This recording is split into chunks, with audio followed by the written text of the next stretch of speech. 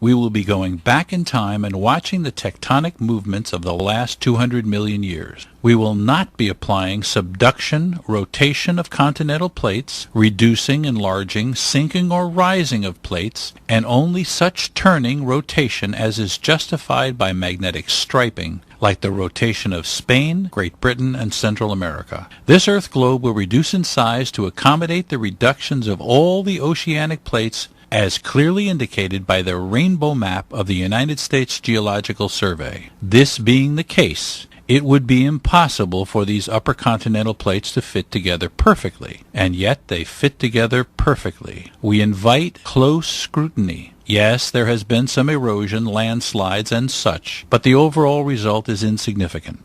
We have been asked to believe that the continental plates drift about willy-nilly, bumping and crashing into each other like bumper cars in a carnival. This does not happen. Continental plates never collide. They only move apart, ever. In actual fact, they don't really move at all. The rifts of the lower oceanic plates move apart as the Earth fills and grows. Do the upper tectonic plates match perfectly in the Pacific as well as the Atlantic? Yes. Do plants and trees match across the North Pole in type and kind? Yes. Why is this obvious conclusion not considered by the geological community? Perhaps it is because the ramifications are so staggering to all scientists across all the areas of science. The outer 2.5 miles thick of crust of an early Earth, though slowly stretching, was all one piece, until the rate of growth grew too fast for the brittle crust, and 180 million years ago it began to profoundly crack and spread deep over the entire planet. We are now going forward in time to show how the actual growth of the Earth took place. Antarctica, 200 million years ago, was subtropical. Africa, rising up on a smaller globe, was originally way down under the globe. In fact, for 100 million years, Africa was the South Pole. South America's tail went under and wrapped around the bottom of Africa, then incredibly joined coast with Antarctica. 65 million years ago and more, these continents were joined, and monotremes, like the duckbill platypus, roamed from Australia, Antarctica, and across southern South America and up into Africa. The platypus. Dinosaurs roamed all over this world on the upper tectonic plate because there were no oceans, just shallow seas.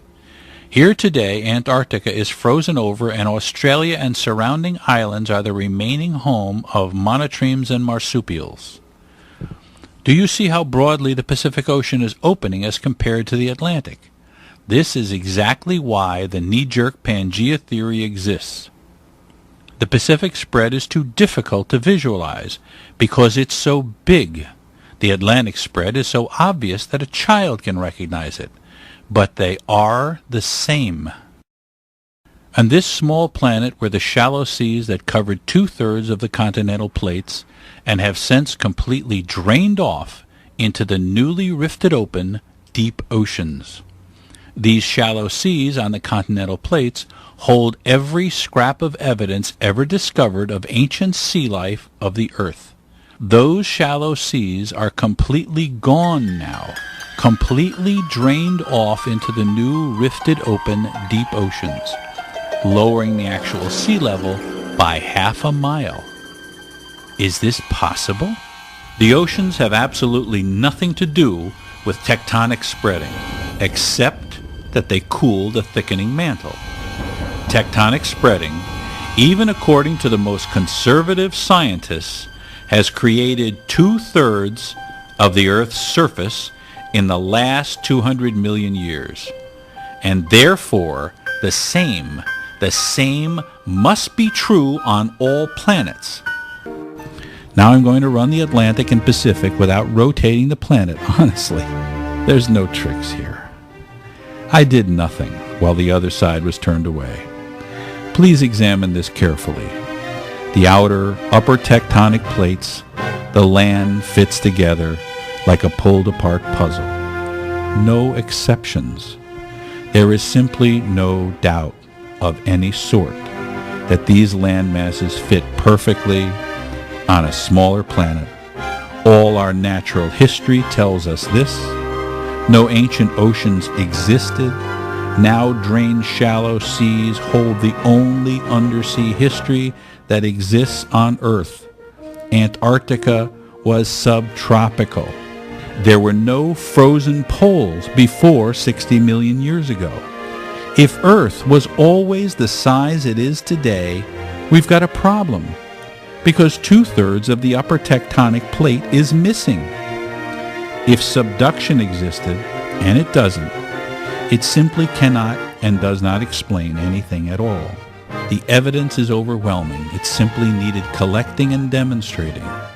The Earth grew. No Pangaea, no Gondwana, Laurasia, or Tethys Sea. No meteorite knocked off the dinosaurs. No vacuum in space. No Big Bang. If what you see before your eyes right here is true, the Emperor has no clothes, and everything in science must change.